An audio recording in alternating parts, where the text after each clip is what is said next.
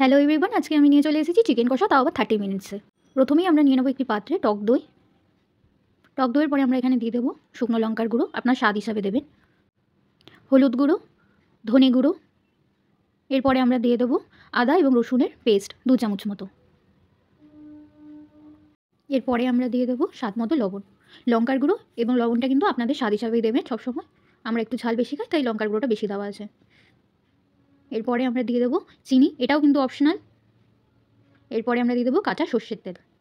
সব কিছু দিয়ে এবার আমরা ভালো করে এটাকে একটা মিক্স করে নেব ব্যাটারের মতন, দেখতেই পাচ্ছেন। এরপরে আমরা দিয়ে দেবো ধুয়ে রাখা চিকেনগুলো। ধুয়ে রাখা চিকেনগুলো দিয়ে কিন্তু আমরা খুব সুন্দর করে এটাকে ম্যারিনেট করে নেব কমসে কম 1 ঘন্টার জন্য। আপনারা যত বেশিক্ষণ চিকেনটা ম্যারিনেট করে রাখবেন, চিকেনটা কিন্তু একদম চোবড়া থাকবে না, একদম গলে যাবে। দেখতেই পাচ্ছেন সুন্দর করে এভাবে আমরা ম্যারিনেট করে নিয়েছি। এরপরে আমরা এখানে দেবো লঙ্কা কুচি এবং টমেটো কুচি। এটা দিয়ে কিন্তু আমরা ম্যারিনেট করবো না, জাস্ট রেখে দেবো।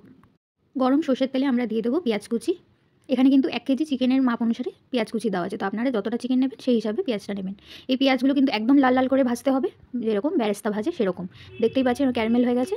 এই অবস্থায় আমরা দিয়ে দেবো ম্যারিনেট করে রাখা চিকেনগুলো দিয়ে ভালো করে হাই ভলিউমে কিন্তু আমরা নাড়াচাড়া করব। ভলিউম কিন্তু এই মুহূর্তে কমালে চলবে না, গ্যাসের ভলিউম কিন্তু একদম বাড়িয়ে রাখতে হবে।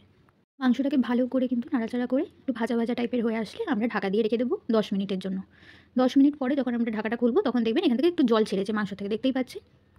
এই সময় আমরা দিয়ে দেবো ভেজে রাখা আলু। তারপরে আমরা আবার একটুখানি নাড়াচাড়া করে এটাকে ঢাকা দিয়ে রেখে দেবো আরও 5-6 মিনিটের মতন। 5-6 মিনিট বাদে যখন আমরা ঢাকা খুলবো, তখন দেখতে পারবেন এখান থেকে কিন্তু জলটা অনেকটা শুকিয়ে এসছে মাংসর, দেখতেই পাবেন। তো কিন্তু মাংসটা এই অবস্থায় ভাজা ভাজা হয়ে গেছে। এই অবস্থায় এবার আমরা দিয়ে দেবো 250 ml জল। জলটা আপনারা আন্দাজেও দিতে পারেন যদি ঝোলঝোল খেতে চান, আবার জল যদি না দিতে চান একটু ঝোলঝোল, তাহলে শুকনো শুকনোও বানাতে পারেন।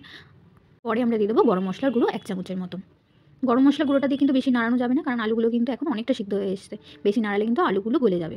তাই জন্য এটাকে এবার এই অবস্থাতেই ঢাকা দিয়ে রেখে দেবো। জলটা ফুটে আসলে ব্যাস আমাদের কিন্তু চিকেন কষা একদম রেডি। দেখতেই পাচ্ছেন অতি সহজে 30 মিনিটের মধ্যে সুস্বাদু চিকেন কষা রেডি। আপনারা যদি ঘরে টাইম না থাকে, এটা একবার নিশ্চয়ই বানিয়ে দেখবেন, খুব টেস্টি হয়। চিকেনটা দেখুন একদম কিন্তু সিদ্ধ হয়ে গেছে। Thank you for watching everyone, please like and comment.